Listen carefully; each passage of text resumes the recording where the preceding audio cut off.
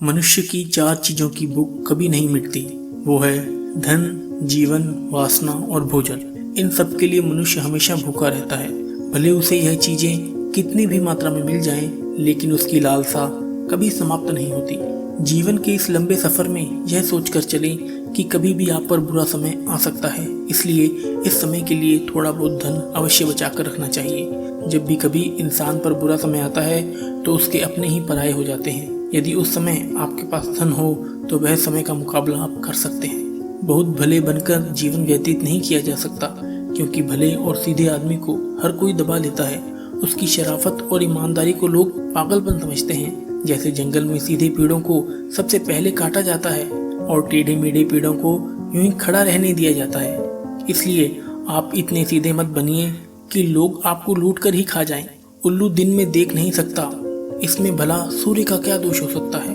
करियल के पेड़ पर पत्ते नहीं आते और ना ही फूल खिलते हैं, इसमें बसंत ऋतु का क्या दोष हो सकता है। चातक के मुंह में वर्षा की एक बूंद नहीं गिरती, इसमें भला बादल का क्या दोष है। यूं ही समझ लो कि यह सब कुछ विधाता की देन है। ईश्वर महान है, सर्वशक्तिमान है। इस संसार की सारी भागदौड़ ईश्वर के हाथ में है।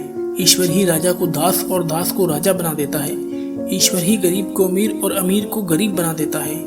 ईश्वर पर भरोसा रखो, क्योंकि वही सबका ख्याल रखते हैं। हर पहाड़ के अंदर हीरे नहीं होते, हर हाथी के मस्तक पर मुक्ता नहीं होती, सभी स्थानों पर अच्छे आदमी नहीं मिलते और हर स्थान पर चंदन नहीं होता। हर चमकने वाली चीज सोना नहीं होती। यह सारी दुनिया विवादों से घिरी हुई है। इसलिए जीवन में कोई भी निर्णय लेने से पहले अवश्य सोचना चाहिए। जैसे हाथी बूढ़ा होने पर भी चंचल रहता है, गन्ना कोल्हू में पेले जाने पर भी अपनी मिठास नहीं छोड़ता, और सोना आग में तपने के बाद भी अपनी चमक नहीं खोता। इसी प्रकार से अच्छे चरित्र वाले लोग कहीं भी चले जाएं, वह अपने गुणों को नहीं छोड़ते। कुछ पागल इंसानों ने पत्थर के टुकड़ों को ही रत्न मान लिया है, लेकिन दोस्तों, असली रत्न तो केवल अनाज, पानी और ज्ञान ही होते हैं। इन तीनों रत्नों से बड़ा और कोई रत्न नहीं हो सकता। पाप और पुण्य में क्या अंतर है? मेरे शत्रु कौन है और मित्र कौन है? मुझे किस कार्य में लाभ हो सकता है, किसमें हानि हो सकती है, यह सोचकर मनुष्य को अपने जीवन का हर कदम उठाना चाहिए। लेकिन कठिन काम पड़ने पर सेवक की, संकट के समय भाई की, आपत्ति काल में मित्र की तथा धन का नाश होने पर पत्नी की परीक्षा होती है। शेर से 1, बगुले से 4, कौवे से 5, कुत्ते से 6 और बाघ से 3 गुण मनुष्य को सीखने चाहिए। काम भले ही थोड़ा करो, परंतु मन लगाकर करना चाहिए। यह इंसान को शेर से सीखना चाहिए। समय के अनुसार अपनी शक्ति से काम करने का गुण बगुले से सीखना चाहिए। सही समय से जागना, सोना, झपटकर भोजन करना, यह गुण मुर्गे से सीखने चाहिए। समय समय पर संग्रह करना, चौकस रहना, दूसरों पर विश्वास न करना, यह गुण कौवे से सीखने चाहिए।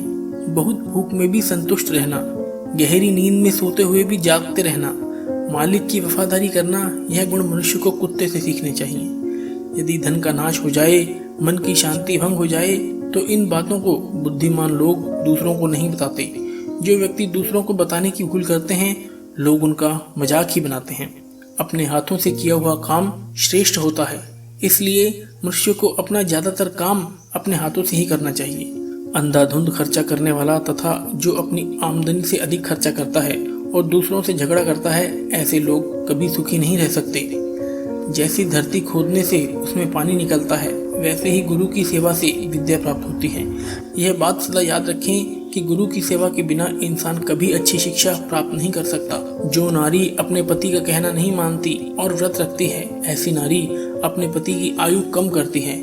ऐसी नारियों को यह सोचना चाहिए कि पति की आज्ञा के बिना चलना उनके लिए कभी भी लाभदायक सिद्ध नहीं हो सकता। उनके लिए स्वर्ग की प्राप्ति पति की सेवा में ही है। जीवन का अर्थ यही है कि इसे अच्छे कर्मों में लगाए रखें। ज्ञान के कर्मों से मनुष्य महान बनता है।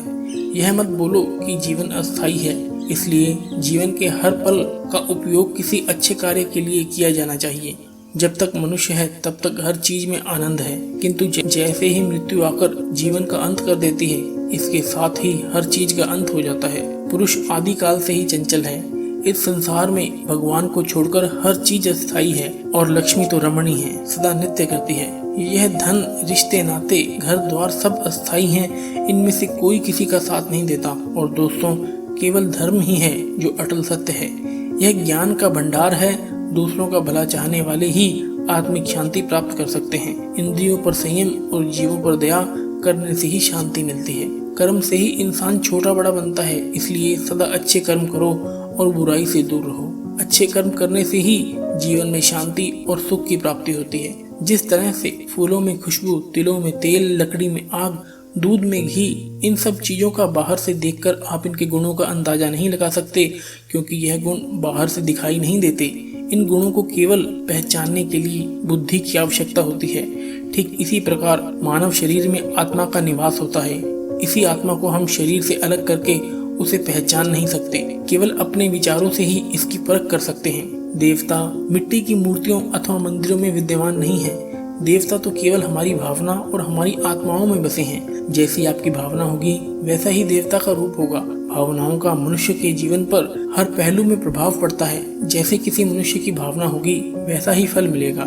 इसलिए अच्छा फल पाने के लिए अपनी भावनाओं को शुद्ध रखिए। जो ब्राह्मण प्राकृतिक रूप से शुद्ध फल और अन्य पदार्थों को खा पीकर इस संसार से दूर जंगल में रहते हुए राजा की पूजा करता है, वही सच्चा भक्त, महापुरुष एवं सच्चा ब्राह्मण माना जाता है। बुरे इंसान और सांप में कौन अच्छा है?